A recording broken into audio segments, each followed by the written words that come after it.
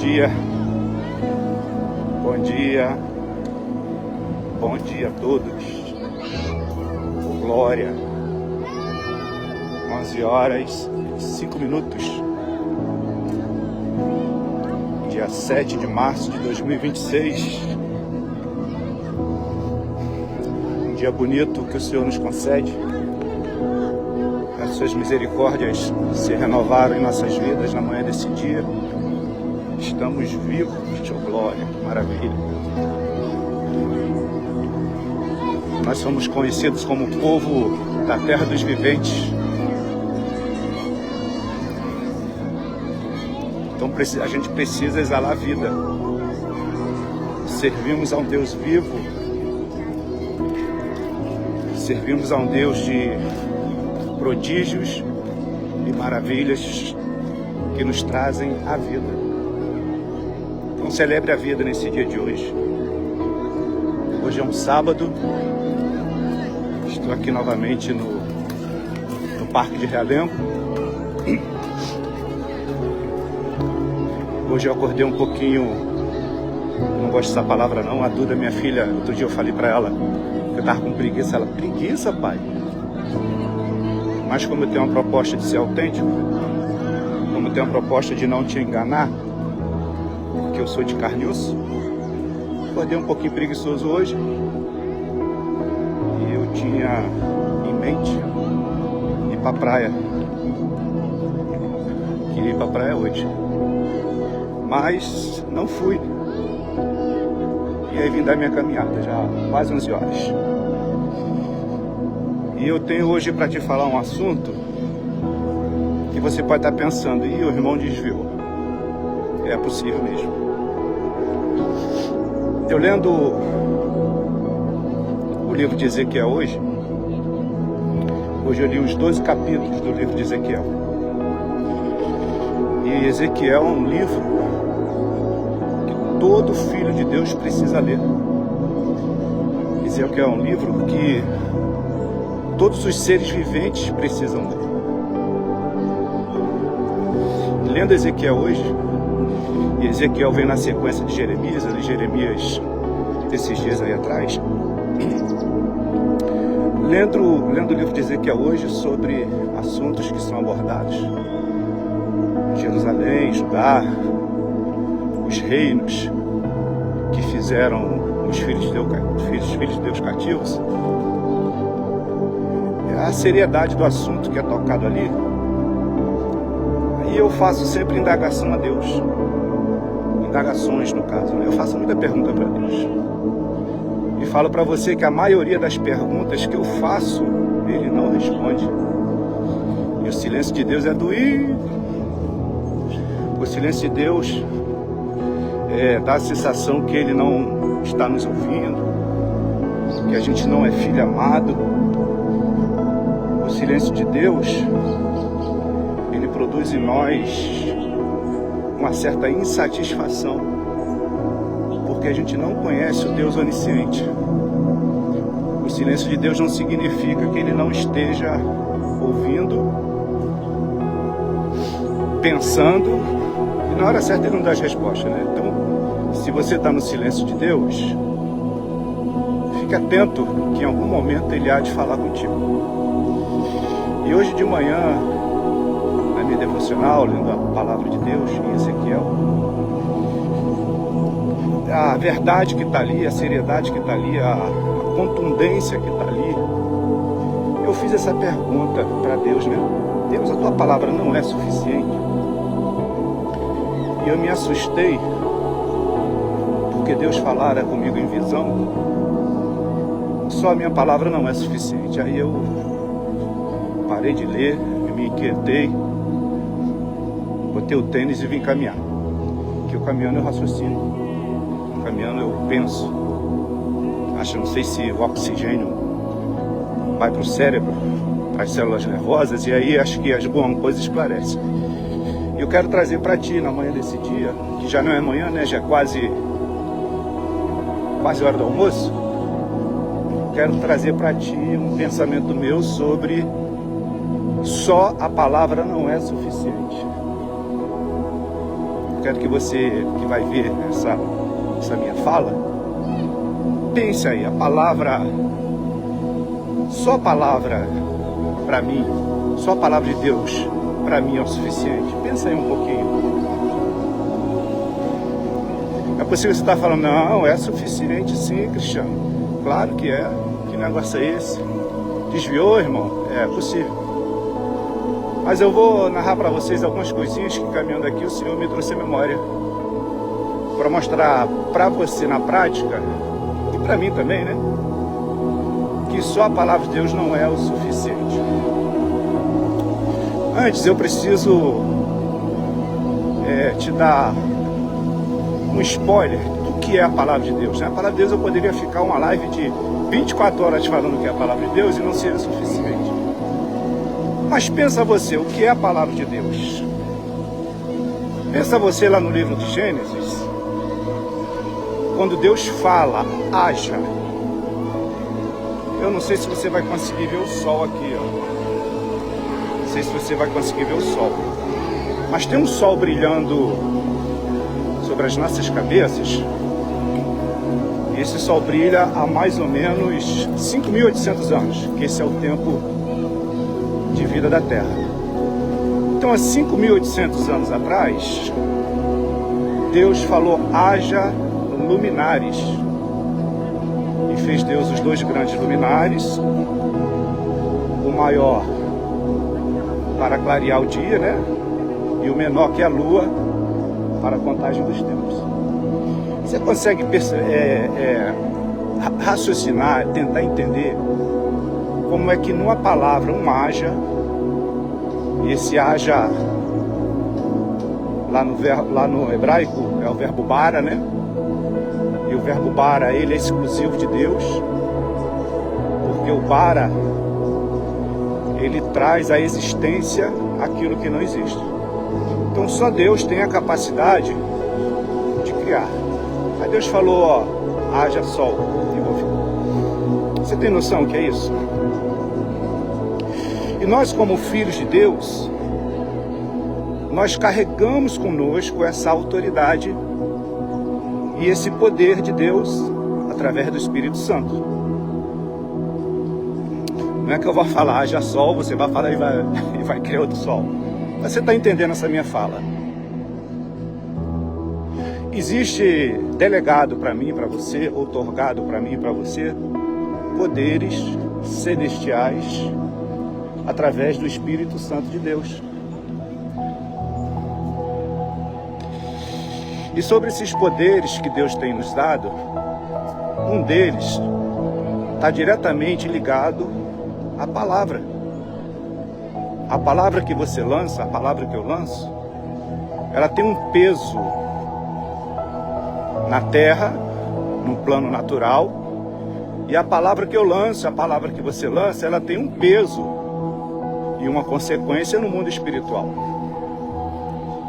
Quando a gente vai estudar a palavra, esmiuçar a palavra, entender a palavra, quando a gente vai para o campo metafísico, e aí você pode falar, irmão Cristiano acabou de desviar, ó. Está incluindo ciência na palavra de Deus. Quando a gente vai para o campo metafísico, a gente se assusta com o poder da palavra.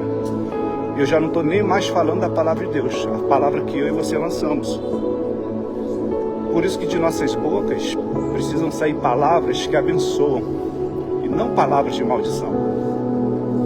Porque o mundo espiritual é vivo, ele capta essa frequência metafísica e em algum momento ele concretiza a palavra que foi lançada.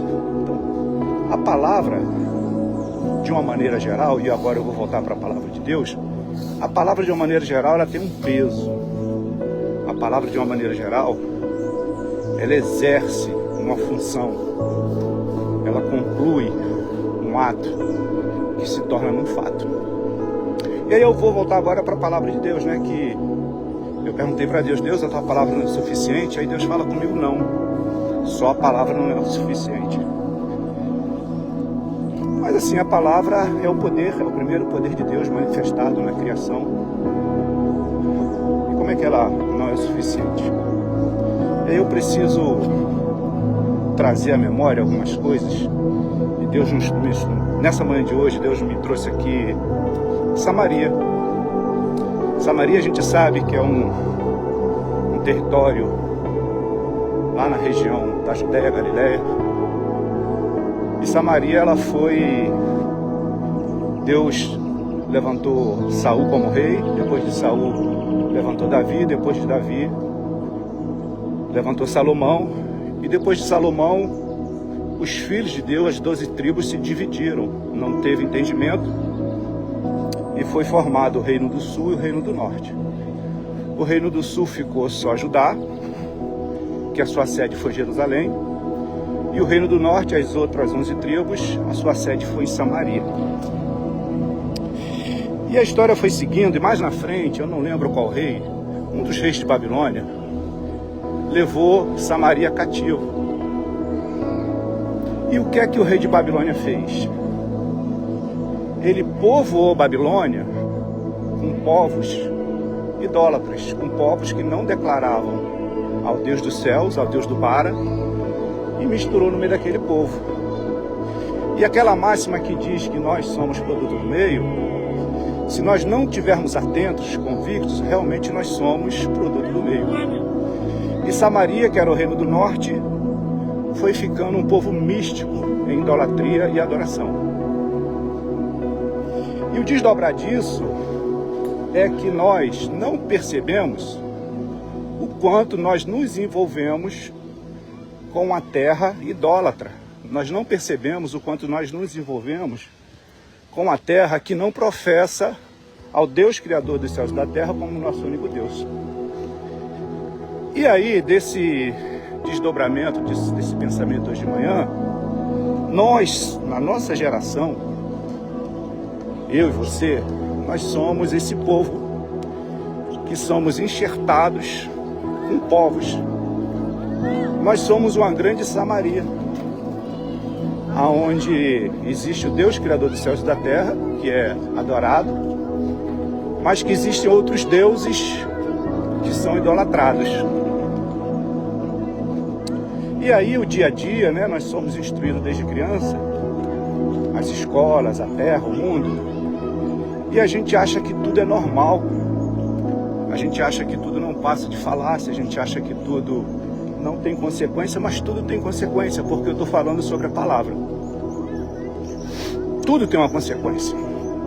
Todos os nossos atos e atitudes, em algum momento, desdobrarão a colheita. Plantio e colheita, não é muito falado isso. Tudo que você faz, todo ato seu, todo meu ato, em algum momento tem o desdobramento. E aí faça uma reflexão. O que você está plantando hoje é o quê? O que é que você está plantando hoje? Você está plantando palavras que edificam? Ou você está plantando palavras que amaldiçoam? Porque a palavra tem poder. A palavra tem uma frequência. A metafísica explica isso. E nós somos Samaria, vivemos em terra que foi enxertado com idolatria. E a gente olha para a idolatria e se acostuma com ela. A gente olha para a idolatria e convive com ela. A gente olha para a idolatria, além de se acostumar, a gente passa a ser idólatra. E a idolatria vai desdobrar muitos campos, tá? Muitos campos mesmo. A idolatria, eu idolatro meu telefone, eu idolatro um pastor, eu idolatro uma personalidade, eu idolatro um influencer da rede social, eu idolatro meu trabalho, eu idolatro meu patrão, eu idolatro meu corpo, eu idolatro meu cabelo, a minha maquiagem, e a idolatria vai por... Tem um universo infindável de idolatria que nós somos no meio dela. Então a gente se acostumou com esse contexto todo, a gente se acostumou com essa idolatria. E o maior meio de comunicação, o principal meio de comunicação e o primeiro meio de comunicação é a palavra. É elementar, é básico em estudos sobre comunicação, que diz, né? A comunicação precisa ter origem, a comunicação precisa ter caminho ou meio, e a comunicação precisa ter o receptor. Então a palavra tem uma origem, a palavra tem um meio aonde ela é propagada, e a palavra tem um receptor. A palavra de Deus lá em Gênesis, narrada por Moisés lá em Gênesis, a origem foi o próprio Deus, o Elohim, Deus criador dos céus e da terra. Ele foi a origem da palavra. O meio da palavra foi o ambiente que ele já tinha criado. E o receptor da palavra foi o campo metafísico em que formou o sol. Então a nossa palavra tem uma origem, tem um caminho e tem um receptor. Aí eu volto a te fazer uma reflexão. A tua palavra, qual é a origem dela? A tua palavra que você lança é dentro de sentimentos? Porque o provérbio vai falar, toma cuidado com o teu coração, que ele é enganoso. A tua palavra é dentro de conhecimento? Ou a tua palavra, você que é o emissor da palavra, ela é baseada em sabedoria? Sabedoria, meu irmão Tiago fala, lá em Tiago, né? O livro de Tiago fala. Sabedoria vem do alto, ela não é hipócrita, ela não fana, ela é cheia de amor, ela se compadece. Então a sabedoria que vem do alto é pura. E a sabedoria que vem do alto, ela tem origem, que é o próprio Deus. A minha palavra, a tua palavra, qual é a origem dela? A minha palavra, a tua palavra, qual é o propósito dela? Você está propagando a tua palavra onde? E quem é o principal receptor da tua palavra? Você está falando para as árvores? Você está falando para o céu, para o vento? E tem até um círculo aqui em volta do sol. Acho que não dá para vocês verem, não. Tem um círculo semelhante ao... Tem um círculo semelhante ao arco-íris. Eita. Foi a palavra que Deus lançou lá atrás com Noé, né? Falou, Noé, olha só, não vou mais exterminar o povo, não. E para você ver, eu vou regularmente botar um arco aí para você ver que eu velo pela minha palavra. Então, assim, a palavra que você está lançando, qual é a origem dela? A palavra que você está lançando está criando vida ou está tirando vida? E o tema é, a indagação é, a minha inquietação é, que Deus falar em visão hoje comigo, lendo a sua palavra, que só a palavra não é o suficiente. E aí, caminhando aqui, eu venho desdobrando algumas coisas. Nós somos um povo que fomos doutrinados há décadas, em especial aqui o povo brasileiro, porque eu estudo um pouquinho comportamento pessoal, eu estudo um pouquinho sociologia, socialização, eu gosto da antropologia, que é o estudo que narra o homem, a sua evolução e como ele se move sociologicamente. Então nós somos um povo, e agora em especial para o povo cristão, eu e você, e eu estou com uma fala que está me incomodando já há alguns tempos, que é o romantismo do Evangelho. O Evangelho de Deus, ele foi romantizado. Há décadas, o sistema, eles nos propõem um evangelho romântico. Eu vou te explicar o que é isso mais ou menos. Dava também tema para uma live de umas 2 horas. O evangelho romântico é aquele evangelho que não traz dor. O evangelho romântico é aquele evangelho que diz para você da tua vitória. E tem vitória mesmo, tá? Não estou dizendo não estou sendo pessimista não. Mas toda vitória pressupõe uma caminhada, um aprendizado, um crescimento e uma luta. A vitória significa que você venceu algo ou alguém. Mas o evangelho romântico que vem sendo dissimulado, discipulado em nossas vidas há décadas, só fala para você da vitória. E aí quando você está na primeira lutinha, na primeira pedrinha, tu desiste. Aí fala, Deus enganou. Deus não foi Deus quem te enganou. Porque essa minha reflexão está em cima da leitura do livro de Ezequiel. O livro de Ezequiel, a tua carne treme quando Deus está falando ali através da vida de Ezequiel. Ezequiel, olha só, Ezequiel, tu é atalaia meu. Te levantei como atalaia. E o que é ser atalaia? Ser atalaia é falar da parte de Deus palavras duras, diferente do profeta. O atalaia, ele tem a responsabilidade de falar palavras duras. E qual o problema ainda de ser atalaia de Deus? Ezequiel é atalaia de Deus, você é atalaia de Deus. Qual o problema? Porque nessa mesma palavra Deus fala, Ezequiel, olha só, tu é atalaia, fala para esse povo isso. Se você falar e esse povo desviar, eu não vou requerer de ti o teu sangue.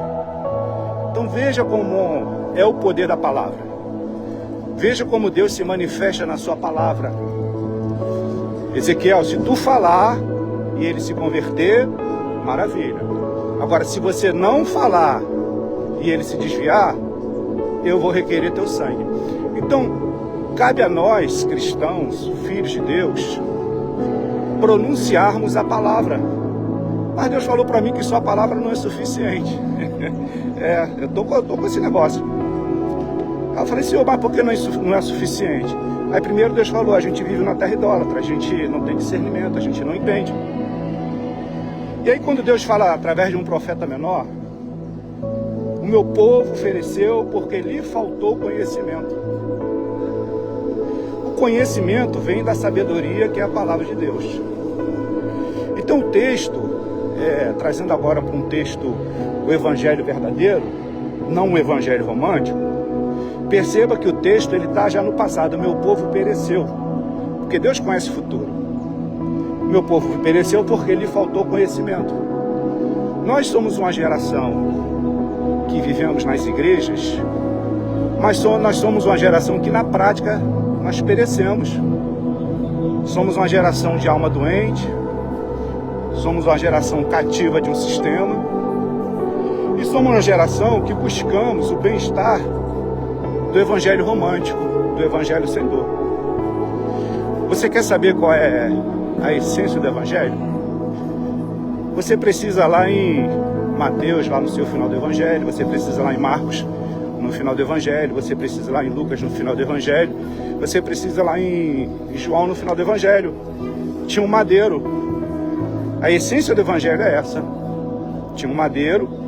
Você consegue imaginar um prego grosso de mais ou menos uns 25 centímetros? Tem 3 pregos. Um prego em cada mão e mais um prego no pé. Essa é a essência do evangelho.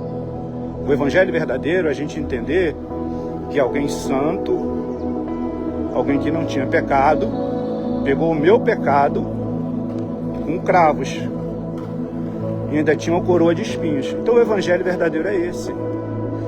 E esse sacrifício dele foi para que nós, mesmo vivendo em terra de Samaria, mesmo vivendo em terra idólatra, nós não somos daqui. Nós não fazemos parte dessa terra. Existe um propósito muito maior. Vamos voltar para a palavra. Então, quando a palavra não é suficiente, só a palavra não é suficiente, é porque nós vivemos dentro de um contexto romantizado. Eu vou falar o seguinte para você, ó. Sabe como é que é Deus, Jesus, o Espírito Santo para a maioria de nós? Lembra da lâmpada de Aladim? Nós fomos doutrinados. A teologia nos ensina isso. Essa teologia desviada, né? Nos ensina isso. Que o Pai, o Filho e o Espírito Santo, ele é igual a lâmpada de Aladim. Dá uma esfregadinha nele assim, tipo assim, tá enganadinho em Deus? E aí vai sair de lá da lâmpada um gênio, e aí vai fazer, você vai ter direito a 3 pedidos. É mais ou menos isso. O evangelho que estão nos propondo é um evangelho em que nós enganamos Deus. E como é que a gente engana Deus? A gente tem estereotipo, a gente tem aparência, a gente fala como filho de Deus, mas é que o texto diz, nosso coração está longe. A nossa boca fala, mas o nosso coração está longe. E quando a nossa boca fala e o nosso coração está longe, significa que a minha fala e minha prática estão totalmente divergente. Mas a gente acha que está enganando Deus. E aí Deus exerce sobre as nossas vidas a misericórdia. A misericórdia é a causa de não sermos consumidos. E a gente engana Deus, né? A gente dá uma risadinha assim na lâmpada, acho que é a lâmpada de Aladim, né? E aí, Deus, ó, eu te sirvo, aí não serve. Esse é o evangelho que nós estamos. O evangelho que nós estamos é um evangelho onde se montaram cenários belos, bonitos, que chamam mais a atenção pelo cenário, pelo palco, do que propriamente pela palavra. Quando a gente vai meditar, estudar a palavra de Deus, a palavra de Deus pura e só era suficiente. Mas hoje a gente precisa, hoje os meios de adoração, as igrejas, os ambientes, eles viraram lojas, viraram grandes lojas, né? Tem essa falácia aí, tem esse negócio na internet. O pastor, ele virou um gerente, a fé virou produto, e nós os consumidores. Só que nós somos um consumidor que nós temos muito conhecimento, né? Nós sabemos os nossos direitos. E a gente entra nessa loja, que tem um cenário bonito, tem iluminação bonita. A gente entra nesse palco onde a performance, né? A performance do pregador, a performance do cantor, a gente vai para lá para isso. A gente entra nesse ambiente.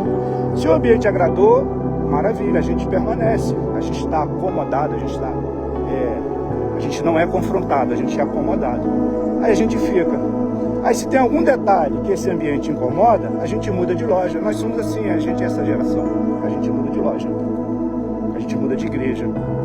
A gente caça defeito nos irmãos. A gente caça defeito nos pastores.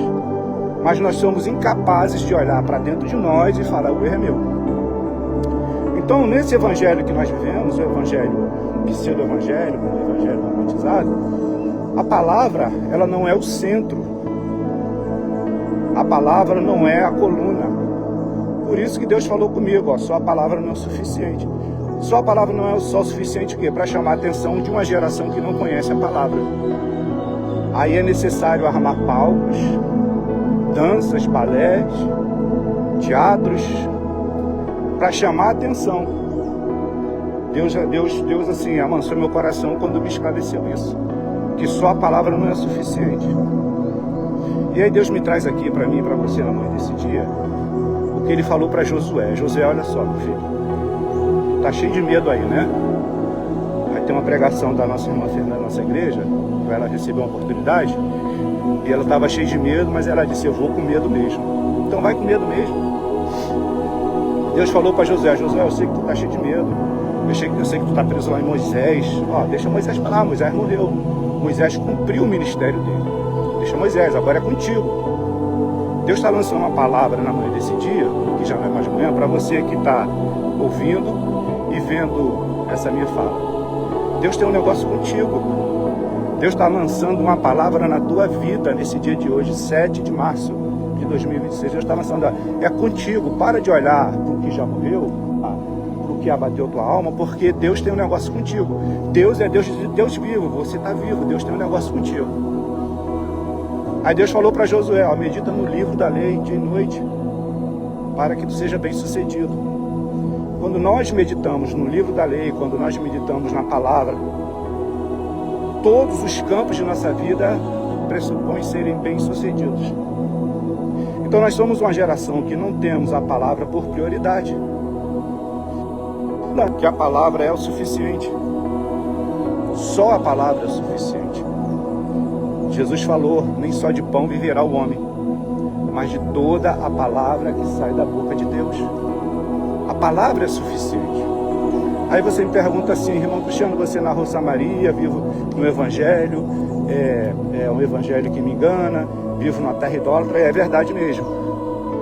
E aí só tem um jeito de você trazer para a sua vida que a palavra é suficiente, que só a palavra é suficiente. Agora eu vou tirar o nome. Só tem um jeito.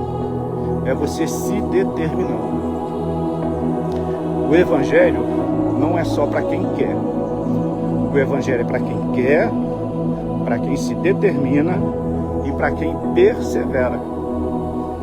Então a palavra só vai ser suficiente, só a palavra será suficiente se você se determinar. Se você se esforçar, se esmerar em querer conhecer a palavra de Deus. Eu tenho um projeto, a grande maioria dos meus amigos sabe, dos próximos sabem, eu tenho um projeto que é a Bíblia lida em um ano. Estamos no 12º ano lendo a Bíblia e incentivando a ler a Bíblia. E nessa minha inquietação, que o povo não lê Bíblia, mesmo com esse projeto, boa parte desiste pelo caminho, boa parte olha, vai ser